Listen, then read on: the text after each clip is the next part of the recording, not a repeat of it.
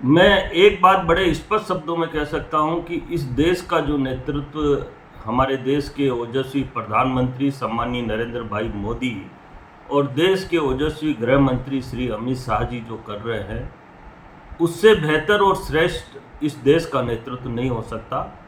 विपक्ष चाहे कितने भी आरोप लगाए, हमारे पास नेतृत्व तो बलवान है ही, हमारे पास नेता भी हैं। अगर मैं नेताओं का नाम गिनाऊं तो लाइन लग जाएगी।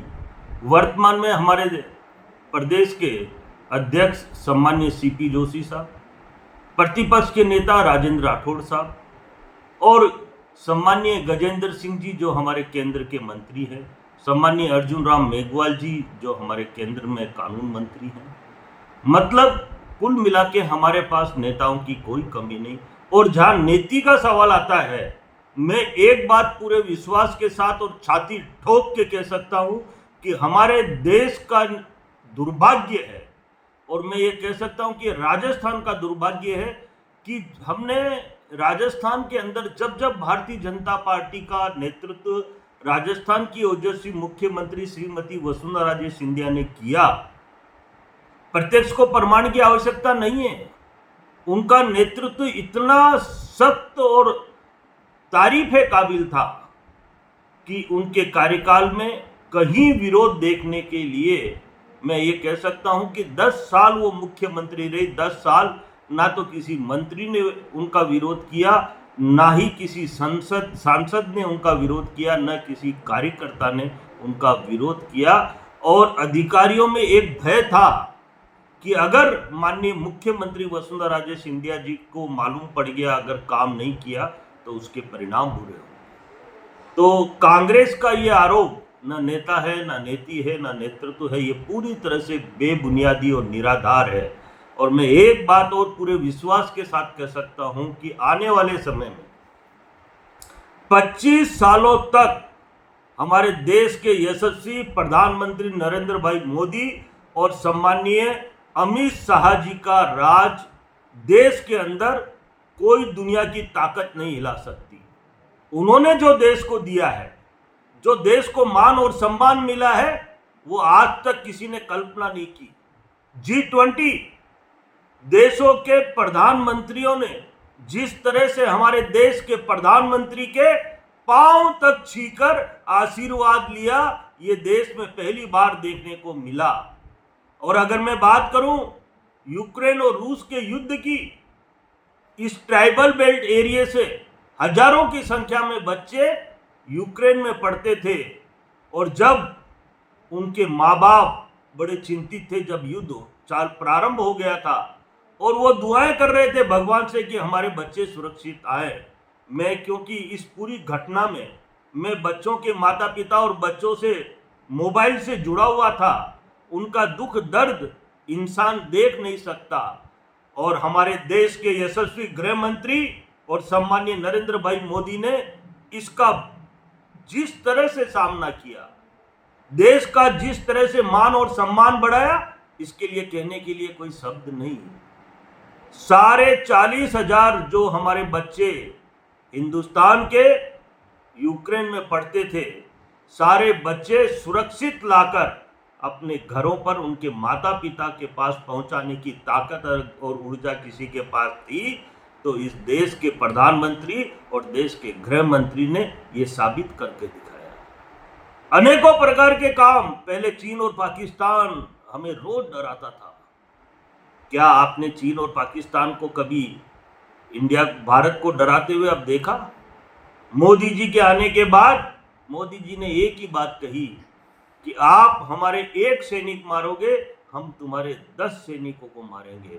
और पहली बार ही ऐसा झटका दिया, सर्जिकल स्ट्राइक, घर में जाकर दुश्मनों का नाश करने की अगर किसी ने हिम्मत की तो देश के प्रधानमंत्री सम्मानीय नरेंद्र भाई मोदी ने की।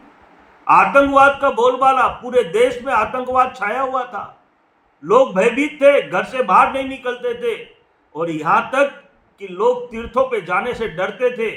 देश के ओजस्वी गृह मंत्री ने देश के अंदर जो शांति का संदेश दिया, जो आतंकवाद को जड़ से समाप्त किया, क्या देश का व्यक्ति कभी उनको भूल सकता है?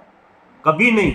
और आज जब हमारे परिवार के लोग तीर्थों पे जाते हैं तो हम बड़े ढोल बजाकर उनको विदा करने की जगह उनको बड़े आराम से घर से विदा करते हैं और वह सकुशल हमारे घर पहुंचते हैं वापस। किसने किया ये सब कुछ चमत्कार?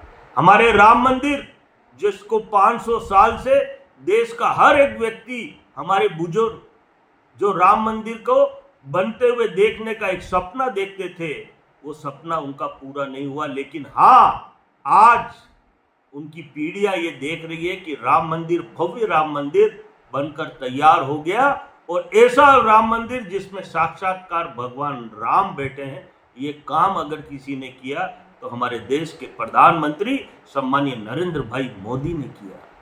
हमने देखा कि कोविड ने हमें मारने की पूरी तैयारी कर दी थी। इस देश को सुरक्षित, अगर जनता को अगर किसी ने सुरक्षित रखा, वैक्सीन बनाया, पहली बार 6 महीने के अंदर वैक्सीन बनकर तैयार हुआ और केवल हमारे देश के लोगों को ही मुफ्त में नहीं लगाया, विदेशों में भी मुफ्त में देकर एक देश का नाम रोशन किया।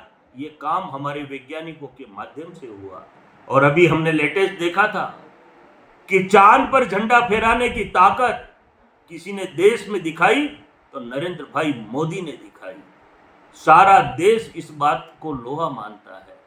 गरीब को घर दिया, गरीब को बिजली दी, गरीब को पानी, घर घर नल पहुंचाए, गरीब को शौचालय बनाकर दिए, गरीब को शिक्षा उपलब्ध कराई, गरीब को रोजगार उपलब्ध कराए, गरीब को सुरक्षा उपलब्ध कराई, तो देश के प्रधानमंत्री सम्मानीय नरेंद्र भाई मोदी ने किए पहुंचाए। इतने सारे काम, आज देश विकास की उस गति से चल रहा है। आने वाला समय मैं पूरे विश्वास के साथ कह सकता हूं, पूरी ताकत और ऊर्जा के साथ कह सकता हूं कि यह देश निश्चित रूप से विश्व गुरु बनेगा। हम सबको, क्योंकि जिस देश के में रहने वाले व्यक्तियों ने कभी यह सोचा नहीं था कि स्वच्छता का इतना बड़ा रोल देश के प्रधानमंत्री लाल किले से देश के व्यक्तियों को कहेंगे। और इतना बड़ा विभाग, डिपार्टमेंट स्वच्छ भारत मिशन का किसी ने बनाया तो देश के यशस्वी प्रधानमंत्री नरेंद्र भाई मोदी ने बनाया।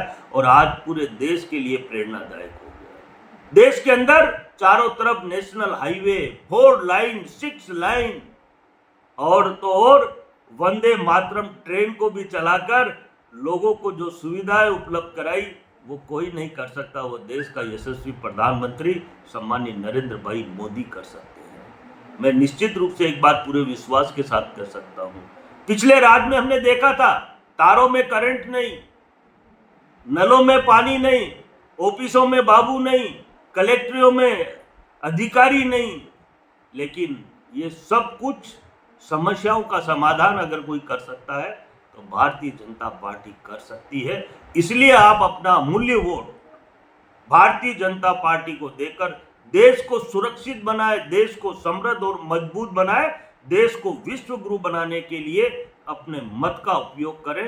धन्यवाद। जय हिंद।